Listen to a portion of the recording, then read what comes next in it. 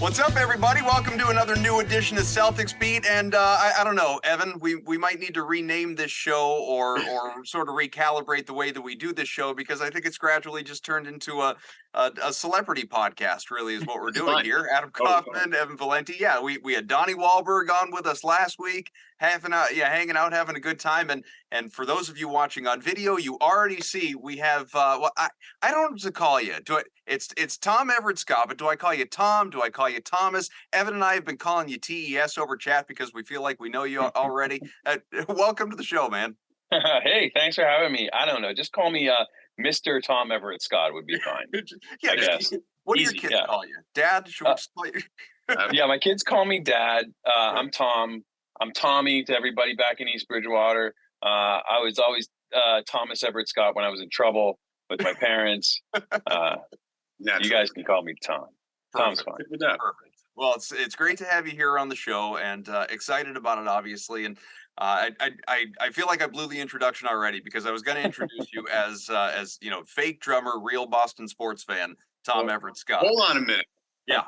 Hold on a second. Sure. Because I was going to ask about this, and the fact that we've already fake drummer. Yeah. Well, according to the bio. Yeah. So you don't actually know how to play drums? I know how to play the one song. Okay, because you fooled me. Like, as a drummer, okay, full disclosure, I've been playing drums since I was in third grade. And one of the things I looked for when we were, researching and getting ready for this particular interview, I was like, man, he's like actually playing that. Like, that's not like a joke. Like, all the fills are this, like, that's correct. His stick, he's doing traditional grip sticking. Like, this is all pretty legit. So one of my questions is going to be, so you don't know how to play drums, you just know how to play that one song, and that's it. You know what? I mean, it really is like, it's a great story, because I think in another life I was a drummer. The truth is that Tom Hanks was looking for actors who he could then figure out the music stuff later. But I did play trumpet in the East Bridgewater High School marching band, something I'm very proud of, Viking pride. There you go. And I know how to read music, and he said, oh, so you have some sense of rhythm, blah, blah, blah. And they got me a teacher, and this guy who taught me drums, and I was living in New York City at the time. This guy, his name's Billy Ward. He's fantastic. He's a session drummer. He's played with like everybody. He said, I'm not going to teach you how to play drums. I'm not going to teach you paradiddles or any of that stuff. I'm going to teach you how to hold the sticks, look cool, and we're going to learn these songs. And he would write my stuff out on sheet music, because I can read music. So that was like really, really helpful. And we also had 2 months before we even started filming, where we got a month one-on-one with our guys. Each of the guys in the band had their own teacher. And then we did a whole month in LA, just in a studio. Just the four of us would get together, and Tom would come by and hang out. And I was like freaking out, because it was Tom Hanks. And then we would just play, and we would play and play and play until we got really good at all the songs that we had to do. And it was a number of songs throughout the movie. And there was also a number of variations of that thing you do as the band gets better. Some of the fills got harder. And then by the end, when I'm like in the studio alone with Del Paxton, that jazz piece, my teacher from New York, thank God, he played that and then recorded him. And then he came and he said, this is what I did.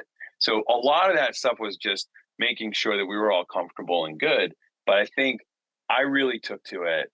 I had a really amazing moment with Tom where he was like, you're drumming and the movie is really hinging on this. And I felt so proud of the work that we all did as musicians. And Steve Zahn, who's my best friend, we met on that. And he said to me in the very beginning, he kind of grabbed me by the shoulder. He said, we cannot look fake. We can't, because when we watch movies and see people who obviously don't know what they're doing when they're playing guitar or drums or anything, you're just like, oh, that's terrible. We can't be those guys. What was the hardest thing you had trouble with? I'm curious. In terms of like learning how to play. I'm sorry, I'm to step on you, but this is like in the beginning, time where I get to shine here.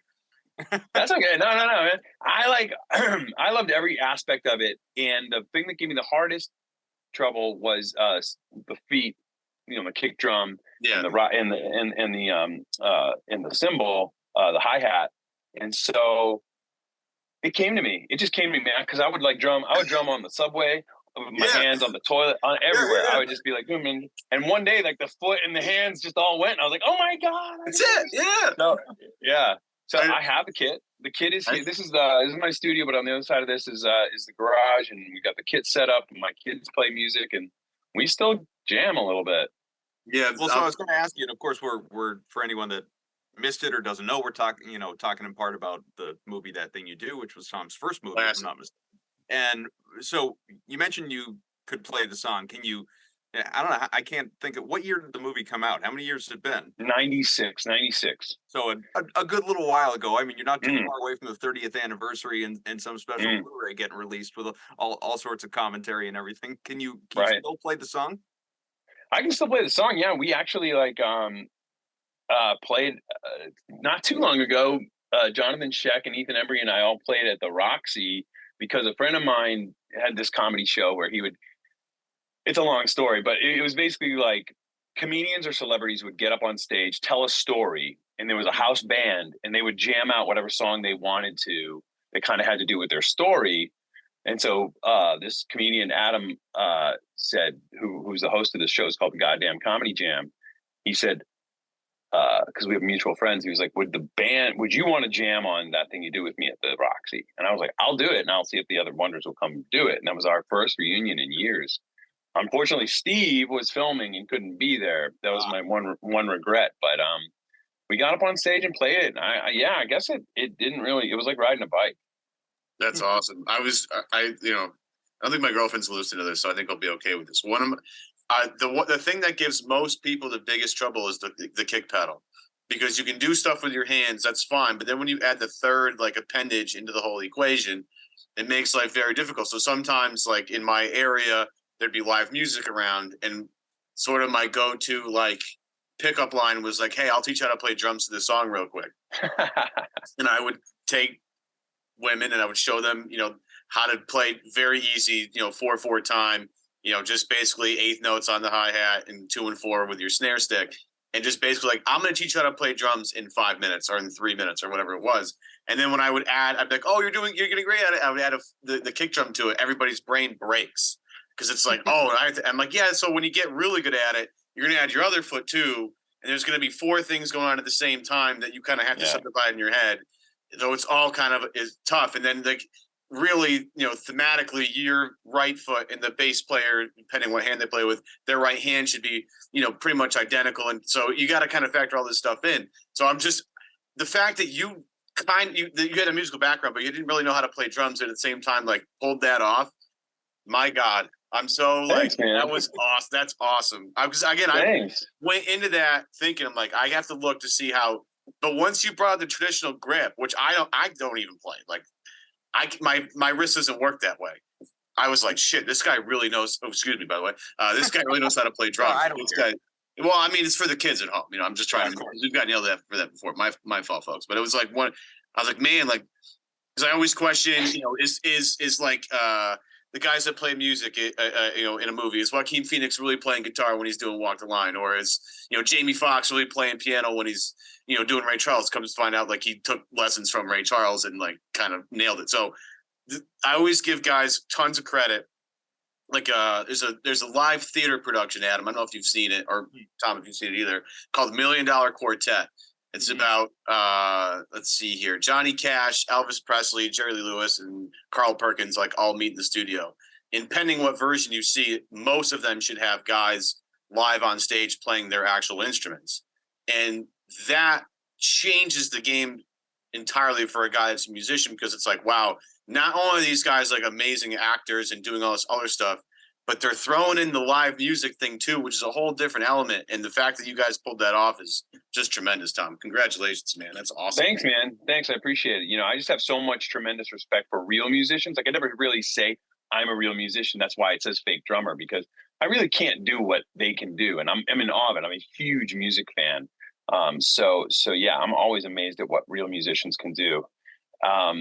The background for me as an actor, part of it was my dad and his friends would dress up as American Revolutionary soldiers and reenact. My dad was a reenactor. Yeah. And as a little kid, it was amazing. As an adult now, I'm realizing ooh, wow, that's kind of weird, but awesome. And so I would be on the technical term for those reenactments. I don't know, but well, now people call it LARPing or whatever. Yeah, that's what it was. That's what I'm saying. LARPing, yeah. so they would like reenact battles in Massachusetts, and then some guys would be the British guys, and some guys would be the American Revolutionary guys, and there would be the drummers, and the drummers would have the side slung drum, and that's why traditional grip was that way, so you could have power with your left hand and hit the drum that was on an angle. So I learned how to do traditional grip even as a little kid, because those drummers would show me how to hold the sticks. Yeah. So that was kind of cool when Tom was like, I think he's a jazzer. I think as a jazzer, he would hold a stick like that. Like sometimes Charlie Watts from the Rolling Stones would hold his sticks like that. Yep. Ringo was match grip. Obviously, a lot of my performance, I think, was based on Ringo's like mannerisms. But it was that traditional grip. So my teacher was like awesome with showing me how to do that. And it was super fun. When I play now, I play match grip. Traditional is too hard. It's hard. It's really hard. It's really tough. And the guys that do it, like they're like Vinny Caliuta, Steve Gadd, these current guys who play with Gene Krupa, Gene Krupa, another good one. Buddy Rich, obviously. Like the guys. I just watched a ton of that stuff. I would just like they sent us just boxes and boxes and boxes of VHS tapes to study everything about drumming bands. 1964. It was just like a constant, like it was just. No one does this, by the way. So this is the magic of Tom Hanks. He was like, I want my guys to have so much research, and this 2-month run up to starting of shooting, we were like full on. We were there. We were just like soaking it all up. And he's one of the greatest guys in the world for many reasons, but one of them is he just really likes to make a great film. Evan, I can't believe your girlfriend doesn't listen to this podcast. I know, that's the biggest. Why? Like, she's not a huge sports fan, so that'll. She's not a sports fan. No. But why would you wish that she listened to this? No, I wish she. Well, I mean, just for the listenership would be nice. She's like, hey, I heard your show. It was just great. To support the relationship. That'd be cool. But like, at the same time, I don't need her. Even knows I have a podcast. So that's I don't need her knowing how I used to pick up girls at bars. That's a conversation. Yeah, no. That's a creepy one. The air drumming as a move. Yeah, I don't know. I don't need her to know that. It's like showing someone how to do a golf swing. It's a little. Let me show you how to do that. Now, let me stand behind you. Teach you how to hold the club. I feel like a creepy old guy now. Thanks, guys. So people out there, listeners are probably thinking, hell, Tom is probably thinking, I thought this was a sports podcast. Let's talk a little. I'm kind of glad we're not talking about the Celtics because I haven't really been paying attention. Well, we're going to sell you. That's where I want to start. Now, because it was a mutual friend of ours that helped us coordinate this. And, obviously our interest in having you on the show being that, you're a Boston guy, you're a Boston sports fan. But he did say, he's like, heads up, I think he's more of a like Patriots Red Sox guy than he is a Celtics Bruins guy. True. So what is your Boston fandom in general? I would say that Red Sox, I watch every game. I have the MLB, at bat app, and it's one of the greatest things in the world because you can watch it or listen to it wherever you are. So I'm always there on the Red Sox. I was a disappointing season this year. Yeah. And then a disappointing winter at the moment. And so then Patriots, I love Patriots, always have. So I know people always groan when I say I'm a Patriots fan, no matter where I am in the world. Yep. And I'm like, yeah, hey, I get it. No, you hate us. We win. We didn't used to win. When I was a fan in the beginning, we were horrible. So I'm a real fan. And that's what you need to say to people. Like I was there in the 80s. Yeah. Stadium. Like I didn't just start in 01 when the other Tom got going. Right. No. Mosey Tatupu, Steve Grogan. These are my heroes. Yeah. So anyway, yeah. And then fantasy football, which I started in college, that has made football kind of like the center of my universe. Sorry to my wife and kids. And and I do enjoy watching the Celtics every once in a while. I have a friend here who has Clipper tickets, season tickets, and he always has come, when the Celtics are in town. So that's really sweet.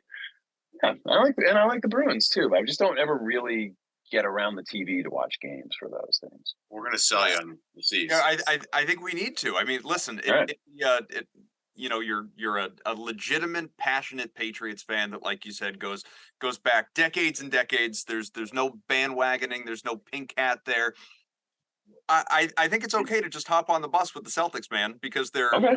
18-4. They're the best team in the NBA. Al Horford, by the way, getting a contract extension this morning. I don't want fans to think that we forgot about that fact. That's a big deal. That's noteworthy. But Jayson Tatum in front of the Royals last night, with the Prince and Princess of Wales sitting courtside at the Garden, goes off for 49 points. Was excellent in that game. This team continues to roll. I think you need to jump in and you don't need to like go get NBA League Pass or something like that. They're televised nationally plenty.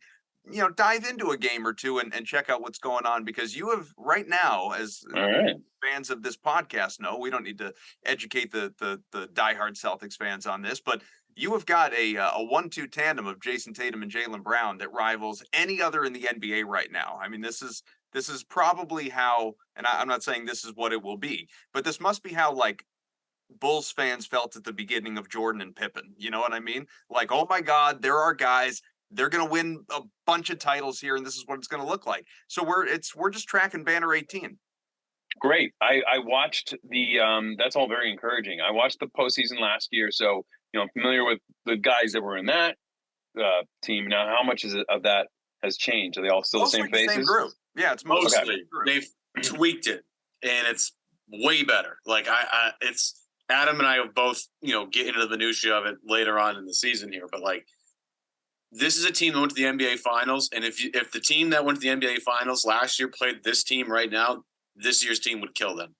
That's great. It wouldn't even, like, I know, Adam, 5 games, 6 games. I wouldn't even. I think that's fair. To me, be that hard. It's one of those things. If you grew up watching, Larry Bird and Kevin McHale and Parrish and those teams, this is the beginning of that next group of like, these guys are going to be here for a while. The hope is several championships in contention every year for a decade. Like, that's what this is. And, we've been going through the beginning stages of it, the past couple of years, as frustrating as it's been. They've also just won a ton of games too. Like, they've been able to, at young ages, like Jayson Tatum and Jaylen Brown have gone to the Eastern Conference Finals more than most of the guys in the NBA, like not named LeBron James or Steph Curry. So it's just like this group, the organization, the ownership, Brad Stevens being the guy that's been in charge of a lot of this, like the continuity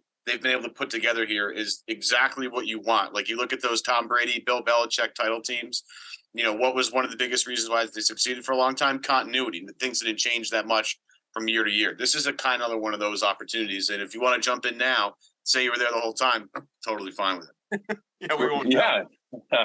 No. Let's keep it all, on the up and up. I'll be honest. I'm a re-emerging Celtics fan now. So what happened with go ahead. Well, was there a seamless transition? Obviously, it sounds like if they're 18-4 for the coach, because there was the coaching scandal, and then or the scandal with the coach, and now the interim coach is who? Joe Mazzulla, who is he was on the staff the last few years as an assistant, and so there was already a relationship with the players, which was good. It wasn't like a new guy just coming in off the street right before training camp. But it's not Jeff Saturday. Yeah, exactly. No, not Jeff Saturday. Some guy that was in the guy stepping out of the analyst chair who's like, yeah, I'm a Hall of Famer, so of course I can coach. But I am wondering with you, because like you said, grew up a huge Patriots Red Sox fan, but when you were a kid and growing up in this area, those Celtics teams, you were. I'm trying to think of, I guess, the timeline. It was certainly the prime Bird years and toward the end of prime, before the transition. So it was, and that was when everybody was a Celtics fan. I mean, we watched every game back then. I went to games. So it just didn't stick with you? And Bruins too. Like, my dad was a diehard Bruins fan. I watched a ton of hockey as a kid, and the pond would freeze over and we would play hockey. Yeah. I was never very good at hockey, but I would get out there. And I think that what happened was going to Syracuse, where I went to college. I became wait a minute, what? Yeah. We're all Syracuse? All Syracuse. Yeah. Oh, all right. Yeah. All right. Go Orange. Yeah. Class of 92. Class of 92. Just the hangover wolf pack right here. The 3 best friends anyone could have. That's great. That's right. I go to Fagan's. Flip night. Oh, man. Oh, my. Fagan's flip night. It's one of my best friends worked. And he would do the thing where he would flip it you know, like this and say, you know, and you'd say heads, and he wouldn't even. He just, oh, you won again, Tom. Nice. You know, another free beer. So can't wait to go back. I'm dying to go back to Syracuse and kind of just see it and have a little nostalgia moment. That's where I met my wife. My wife and I were both were in the drama program there. She's not a professional actor. She pretty much moved to New York and like was like, I don't want to do acting anymore. But that's where we met. So I was a huge college basketball fan, obviously. I would say then once I moved to New York to start my career, I just had I didn't have a TV. I had less and less time to do what I wanted to do, if sports viewing wise. The only thing I was keeping up with was the Sox and baseball makes it very easy to keep up with it now with iPhones and apps and all that stuff. So something just happened with basketball where it wasn't on my radar anymore. And hockey, forget it. Only when I film in Canada do I really pay attention to hockey. Well, they're also excellent. The Bruins, by the way, the just so you're aware, even better than the Celtics. Yeah, the Celtics and Bruins are both tops in their respective leagues at the moment. For your awesome casual fandom to be, you know. So it sounds like everything's going well. They don't need me, really. They're fine. You know, wait. Yeah, maybe we should make note of the divide. Like the teams that you don't really pay attention to are at the top of their leagues. Meanwhile, maybe I should stay away. Yeah, the Red Sox bad luck guy. The Red Sox are on the cusp of losing, you know, Devers and Bogarts and turmoil, despite these recent 4 championships, and obviously the Patriots are sort of reveled in mediocrity at the moment. Absolutely, they got a big game tonight. Huge. I mean, I don't know how it'll time out with people listening to the show, but an enormous game against the Bills tonight. That virtual must win, really. And if it's a blowout and it's not worth watching, flip over to NBC to Dolly Parton's Mountain Magic Christmas, where you can see me promoting this. I assume you're in this. I am in this. I play Dolly Parton's producer, and we make a Christmas movie, folks. I spent the summer with Dolly Parton. Eat your heart out. Not a lot of people could say that. You were in. No. Is you nervous with that? Like, I know you've met a lot of different people all throughout your walks of life, but Dolly Parton is kind of like in a different stratosphere than most people, I think. She is. She's like the legend, and I get nervous. I do. For you know, someone who's been in this business as long as I have, I still get nervous. But very much like Tom Hanks, they're the kind of person that is so big that you're normally nervous, but then within the first minute, they're so cool and down to earth, you're not nervous anymore. They're just chatting with you. And she's just that kind of person. She was very funny and cool and sweet and just like the greatest. And we had a wonderful time working together. There was no, you know, like star, you know, BS. She was just cool. Is she a big Celtics fan? She is. I don't even know if she knows about the Celtics. Has she ever heard of the Boston Celtics? Didn't come up. It didn't come up. It's weird. I can't believe that.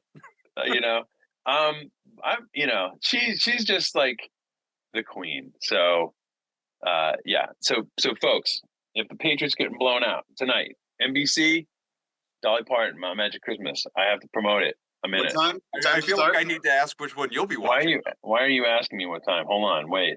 We have to make sure we get the details correct on this. Check your local listings. There you go. Yeah, it depends where you are, right? It's a time zone thing. Yeah. So, what is your audience mostly East Coast? Probably. Yeah. Okay. All right. Just somebody just vamp while I look. That access to those analytics, Tom. Yeah, I know, right? It's tough. If I put them on the spot, it's tough. I'm gonna guess it's probably around 8:00, but it feels like an 8:00 kind of. I'd say it does. It really does. I think you're right. Let's just call it prime time. Let's just say that it's on at 8:00 Eastern. Yeah. So it's 2 hours long. It's 2 hours long. You're going to see some of it if you turn it on at 8. Will you be watching the Patriots and recording that, or will you be, you know, watching the movie and flipping over to the Pats? How does one handle this situation? I don't appreciate you putting me on the spot like this because we just met, but I will say that if that I've already seen the movie and it's fantastic, maybe I'll do a little like a 2-screen thing. Sure. But people still have picture-in-picture TVs, don't they? I don't know. Yeah, that's a thing. We graduated. Everybody has like several screens instead of picture-in-picture. It's just everybody's got like 2 TVs set up. Yeah, somewhere. yeah. People just have side-by-side TVs. That's Right. the normal thing to do. Oh my God. My son is like some creature from a sci-fi movie. He's like on his phone, on his laptop with his TV, and he's doing like 3 to 4 things at once. Yeah. Yeah, I can't. I'm at it. Like, it drives my wife crazy because she is the total opposite in this respect. But I can't, like, if I'm not multitasking it, whatever it is, I feel like I'm not doing anything. I can't do one thing at a time anymore. It's really terrible. Isn't that bad? That's got to be bad for us. Is that bad, or is that just going to make us evolve even something even better? It doesn't feel better. I don't feel. It doesn't feel like it's going the right direction. Yeah, it doesn't feel better. It feels I have Right. like 18 tabs open at the same time. Never mind like doing several things on different screens all the time. Here's what scares me is that in LA, especially where you drive a lot, at first you're like, oh, I'm going to get pulled over. I'm on my phone and it's dangerous. I shouldn't be doing that. Cut to me now, like, I'm really good at like scrolling and driving at the same time. I'm really good at this. God, I haven't looked at the road in about 45 seconds. Shouldn't be And I'm blowing fine. yourself. And I'm fine. Yeah. It's really good. We're good at it. Yeah. So I think what we need to do, and whether this is, it feels, in the interest of the show, it really should be kind of more Celtics specific, obviously. But so I mentioned Donnie Wahlberg was on the show last week. Donnie is a passionate, well, all things Boston sports fans. But I would say that his, like, in the same way that you're Pats Red Sox first, he's probably Celtics Pats first. Like, those are his big two versus the other two, and he has really, like, I think he's taken the mantle as like the face of celebrity Celtics fans. Like, he's a diehard knowledgeable fan, can talk the game, all of it, much, as I'm sure you can with the teams you're passionate about. And it goes to a lot of games, all that stuff. I feel like, though, we need to, like, he needs company in the group. Like, we need more. There are so many celebrities that are from Boston proper, right? There are so many big names, so many, but and like, they talk about whether it's like Affleck and Damon and those guys talking about their sports fandom and late night interviews. But I feel like we need to really, like, we need more at front and center. Yeah, well, listen, I am all in. I will be part of Donnie Wahlberg's entourage. See what I did there? Yeah. I would be happy to. Yeah, let's do it. Yeah. Yeah. Like, we need to, like, get Krasinski on the horn. Lenny Clark out here obviously is a friend of ours. He's a successful and a huge sports fan as well. We need like to really expand the group. I just assume that you Boston local celebrities all just have a massive text chain that you guys can coordinate this. Oh yeah, we're all just on a big text group. No question. Yeah, I mean, like, it's just a lot of success at this point. It's been nice. I mean, to go again, the fact that I've seen 4 Red Sox World Series titles in my lifetime is astonishing, because my grandfather went 86 years, his whole lifetime, without seeing one. He was just born in 1919 and passed away in 2003. And literally just missed it. I mean, just missed it. Oh no! I know. I was like heartbroken in ways in one. But so like, so he was the problem. You're saying? Tough. That's all right. No, that's all right. He was the jinx. That's right. Hey, look, 2004. They're on that run, and they're coming back. So my son is going to be born. And it was my daughter, who's older, our first kid, was an emergency C-section. And then, just for safety, if you're going to have another kid, they usually suggest that you have another C-section just because it's safer. So the very civilized have a scheduled C-section for your birth of your child. It's very nice because it's on the calendar. There's no surprises. It's like any other appointment. Yeah. So we've got that going. I'm shooting a movie in San Diego, but we're going to have the baby up here in Los Angeles. So I'm driving back and forth to work on this movie I'm doing with, it's called Surrender Dorothy, if anybody's interested, with Diane Keaton. It was a wonderful movie, and Chris Pine. And so I'm following the game on the radio, driving back and forth. And one of the games against the Yankees was rained out. And so that pushed the schedule. So then I'm thinking, if they do come back, because they're going to come back, and our scheduled C-section will be on the day of Game 7. So my son will be born, if there's a Game 7, he'll be born on that morning. So sure enough, that's what happened. So that day that my son was born, they broke the curse. So I consider him the birth of the Bambino. That's it. And I think, but being like all Boston sports fans are neurotic to some degree. So it had to be in your head. What if we lose this game? Like, what if I bring a kid into the world on the day of a game 7 and we lose this game? Is my kid bad luck? Well, it would go from naming him Johnny Damon to, not naming him Johnny Damon. Right. Which we didn't name him Johnny Damon, thank God, because he went to the Yankees after that. Right. No, we named him Big Poppy. My son's name is David Ortiz Everett Scott. There you go. So yeah, all hyphenated. Four. I have 3 first names. He has 4 names. So yeah, I mean, that was just such a big moment. And then they just were so good after that. But I was there for those lean years, man. I was living in New York at the start of my career when the Yankees were just like constantly winning. It was so horrible. And, I married into a Yankee family. My brother-in-law, my father-in-law, just huge Yankee. It sucks, man. But hold down the fort. Probably not so much right now. I mean, it's not. I mean, like, I know, like they had a good year in Aaron Judge and all that, but like it's not like, I mean, they haven't won a championship since what, 09? Peasants. Yeah. So no, they've been the Astros, BITCH, haven't they? Yeah, it's been great. Yeah, I'm spelling my swear words. I'm spelling my swear words, folks. We can't say certain things. Can we spell them? No, that's all right. I try to keep it down. Keep the swearing to a minimum on this show. But like, if the kids are young enough, they can't spell it anyway, so it'll be fine. You're gonna what was in the car with their parents sounding it out?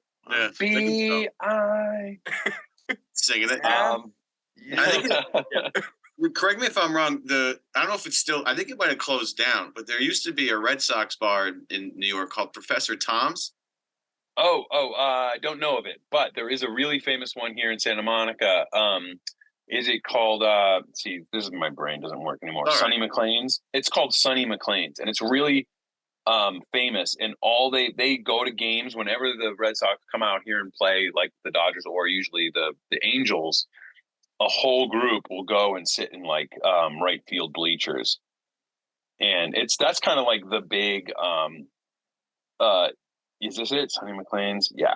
Sonny McLean's is an Irish pub, and I believe that's where Whitey Bulger was spotted.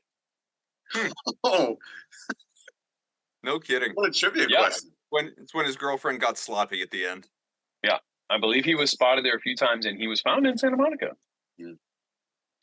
Anyway, that's fun. But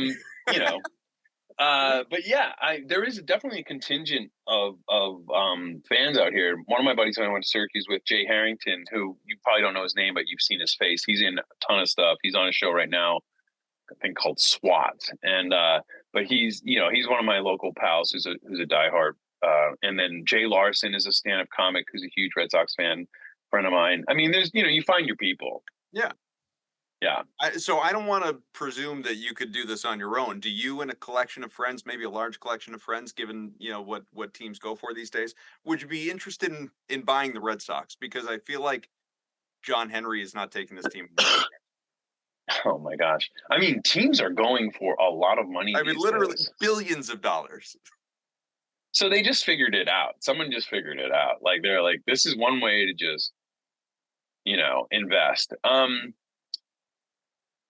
I don't think I mean, of course I'd want to be part of the team. Are you kidding? That'd be amazing. I'd move home. I'd move back to East Bridgewater. Yeah, specifically East Bridgewater. I'd have to live there. I'd have to live on that pond and skate on it when it freezes. Yeah. And yeah, man, why not? I would love like that. Ryan Reynolds and Rob McElhaney owning Wrexham. Same kind of thing, except just larger scale. Just sign Rafael Devers. That's all I'm asking. I'm literally all I'm asking. We'll start a GoFundMe. Oh my gosh! I mean, they got to keep Devers. Are they not going to keep Bogey? It doesn't feel like it currently. It doesn't feel good. Yeah. This feels eerily similar to the Mookie thing, and I have not forgiven them. I know they won a World Series. See, that's the thing. Yeah. I will never forgive them for Mookie ever. I can't. That's the saddest toy I own. At least he's closer to you now. That's right. He is.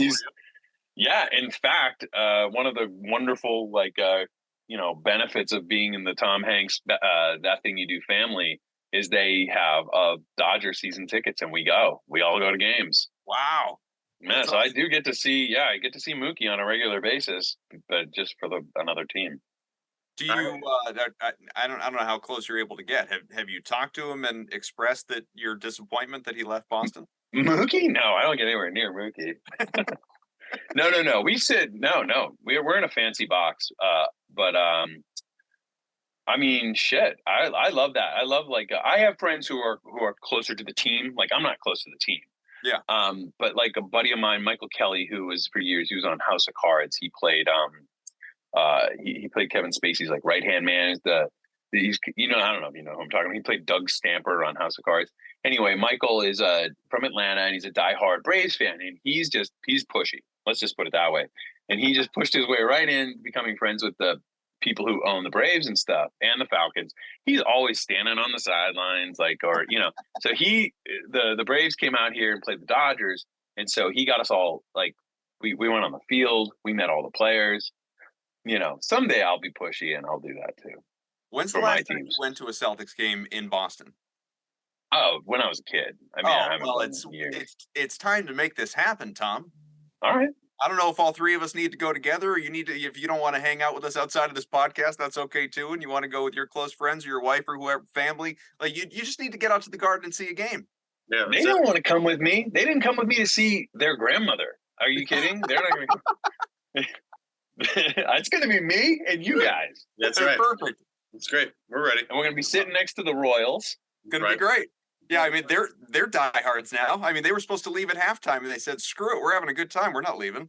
Now, who are we talking about here? Was it Meghan and Harry? Was it no? Meghan and Harry are too busy with their Netflix show. It was Kate and William were at the game. William was very impressed last night. I'll tell you, he was all about Jayson Tatum last night. And how was he not? The guy had 49 points. He was unbelievable. 8 of 12 from 3-point range, 11 rebounds. He's the MVP. Well, you could make a case that he's the MVP. He's the MVP front runner right now. Yeah. Or at least that's fantastic. He's actually in second. How old is Jayson Tatum? What is he? 24? 19. Yeah, he's only 19, as we always like to say. I want to say he's 24. That's how old Rafi Devers is. Still 19. Exactly. Yeah, 24 turns 25 in March, a couple months away. So he's only, I mean, the way basketball works, he's only just entering his prime years right now. Right. Amazing. Just get on, you catch it as the roller coaster's going up, Tom. That's all we got. All right, guys, I'm in. All right, this is it. Now watch them start losing, and you'll be like texting me like, "Please stop watching, Tom." Yeah, turned off, unsubscribe from League Pass. Yeah, so I don't know how often you're back this way to see your folks, but let's make that happen at some point. That'll be fun. Listen, I have an extra room. You don't even need to stay in a hotel in Worcester. You're welcome to crash, and we'll watch that thing you do. I love it. Absolutely. And the Dolly Parton movie. I will DVR it. NBC. We'll do a little Thursday night. Before you go though, because we will wrap up in a few minutes. But before you go, we can't spend as much time as we have talking about your acting career without. I have to. You better be going where I think you're going with this. I have to. I wonder. I can't know. I got to bring up. Yes. Enemies Closer. Absolutely. Okay. Which all right. I'm showing the people for anyone watching the video for. You actually bought it. Listen. Thank you. I think I got that 1 cent check. You can do, baby. It's like I'm written in the memo section too. Yes. You should be in the liner notes just for buying it. Yeah, I mean, listen, I don't want to make light of working with Tom Hanks. I've never worked with Tom Hanks, but a lot of people have worked with Tom Hanks. How many people can say that they have sparred with Jean-Claude Van Damme? That is a much shorter list, my friend. Listen, I'll tell you, I was very excited to go and do this. Now, just a little quick backstory on this. I went to Syracuse, and one of my friends from there is a director named John Hyams. We're buds. We've worked on a ton of stuff together. His father, Peter Hyams, is a very famous director from like the 70s, 80s, 90s. He directed a bunch of Jean-Claude Van Damme movies. One of them being like Time Cop, and he goes. Love Time Cop. So good. I have a Time Cop movie poster. It's so good. Perfect. Framed. Remember in the trailer he does the split. Yeah, of course. Too good to avoid getting shot. Yeah. So that's his signature move. So Peter, back when he could do it anyway. So John Hyams' dad Peter who's like another, adult parent to me out here on the West Coast. He wanted to make this movie with me, and he's like, Tommy, I want you to come to. We shot this in Bulgaria, in the woods, on a lake in the middle of nowhere. It was crazy, and I got to work with Jean-Claude Van Damme, and since Peter and his son John have both directed Jean-Claude, or JCVD, or JC, whatever you want to call him, he says, just be careful, because he's kind of a wild card, and he is. Okay. He is. I probably have way too many stories to tell you. I'll just tell you one. So, and then off air the rest. in the movie, there's a fight sequence in a tree. Like we're like kind of crashing down a tree and fighting at the same time. Right. So stunt guys are doing most of that work, but there's a close up of him choking me. And during this part of the filming, and Jean-Claude would be on set very rarely. He usually had like his double or somebody else doing all the other stuff, but the tight stuff, he's there. Mm-hmm. And sorry to disappoint. Yeah, a little bit, but it's okay. And he's a little bit of a wild card. And I don't think he knew my real name. The whole time he just called me Henry because that was my character's name. Perfect. So he's in Henry. And so he like has his arm around me. That's all. He's behind me. He's got his arm around my neck like this. And to sell being choked without actually being choked, the actor who's being choked puts their hand here on the other guy's arm and just keeps it from killing them, and then just sells it like you're like, like you're choked, right? So that's what I'm going to hopefully do. So we're lining up the shot, and he's got his arm around my neck, and he goes, "How's this, Henry? How's this? Is this okay?" And I'm like, "Yep, yeah, Jean-Claude, this is perfect, just like this. This will be great." Okay, and action. He starts choking the life out of me, for real. And I'm like, I'm like fighting for my life. Cut. Peter comes over, he goes, "Guys, that was great." And I'm like, and Jean-Claude's like, "Henry, you okay? Was that okay?" And I'm like, "Gee," and I'm thinking like, they got it. Like that's the take, and they got it. And Peter's like, "Let's get one more for safety." And I'm like, "No." Who's safety? Who's safety? Not mine. That's for sure. Yeah. He was just a maniac. He was a maniac. And we actually had a lot of fun. There was a lot of good stuff on that movie, but I could not wait to come home. There aren't too many that he's played the bad guy, so he probably really relished that opportunity. He was the most fantastically bizarre bad guy. He was like some kind of like Joaquin Phoenix Joker on lots of drugs. And I got to be the good guy. The only thing in my problem with it, I love Enemies Closer. It's such a weird B movie, but when I read it, I was like, oh, I love that he's a park ranger and that he's the good guy. But then the whole that he's also a Navy SEAL, I was like, Peter, do I look like a Navy far-fetched SEAL? for you? No, I loved it. I actually thought that was the best part. It's like it's the off-scene park ranger Navy SEAL combo. Okay, it mixed what's going on in the real world. I was like, let's just drop the Navy SEAL stuff, because I think that if he uses his park ranger skills to beat this, martial arts baddie, that'd be more interesting. And Peter's like, no, we can't do that. We can't change it now. No, you're a Navy SEAL, blah, blah, blah. So we start, I'm like, Peter, I'm telling you, there's nothing about me that says Navy SEAL. So I'm more of like a dad, like Christmas dad. And so he like starts filming, and sure enough, that first couple takes comes over and he goes, "All right, Tommy, this time, gotta walk a little bit more like a man. Just a little bit more like a man. Just think Navy SEAL, walk like a man." And so that wasn't great. No, that wasn't emasculating at all. And I was like calling John, who's editing the movie for his dad, my buddy from college. I'm calling him. I'm like telling him what his dad was telling me, and he goes, "Well, I guess you know what the title of this chapter of your book will be called." Yeah. Walk like a man. That's awesome. How quickly do you say yes to doing a kung fu movie with Jean-Claude Van Damme? Is that like immediate? Oh, immediate. Like, I don't even need the script. I'm in. I figured. Immediate. That's excellent. Plus Clifford Franklin's in it. Yeah. So Orlando Jones, for those that don't know. Yeah, Orlando Jones. I know but for anyone, he was the saving grace of that experience. Bulgaria is a very strange place to shoot, so I was really grateful to have Orlando there with me. I really feel like I mean, obviously, it sounds like you're still very much in touch with Tom Hanks. I feel like if you said to me like, "Hey, Adam, you could have one of these guys' phone numbers, and I will text you their contact right now." Tom Hanks, Jean-Claude Van Damme. I'm just deranged enough to say, yeah, throw JC's number over this way, and let's get him on the Celtics Beat podcast. I'm a little concerned that he may or may not have known your name, though. That's yeah, but yeah, I'll tell him Henry sent you. You know, like exactly. Yeah, boy, that's a weird choice for you, man. I mean, good luck with that. Good luck with it probably won't take you far, but cool. Yeah. John-Claude just might show up at your door if I give him your contact info. He is a wild card, so dreams do come true. Yeah. Just a lunatic in the best way. I say that with, having no personal knowledge of him beyond what you read about, obviously. But right. No, this is great.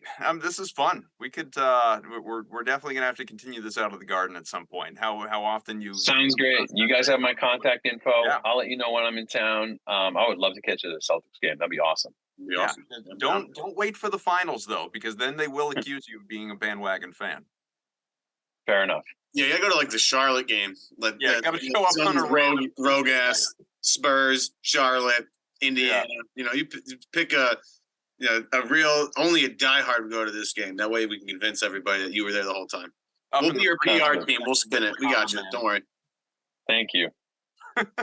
Well, Tom Everett Scott, and we'll have to do this again at some point. I wish the Patriots luck tonight. Obviously, do you have this? This will be a little dated for some people depending on when they listen. But do you have a prediction for this one tonight?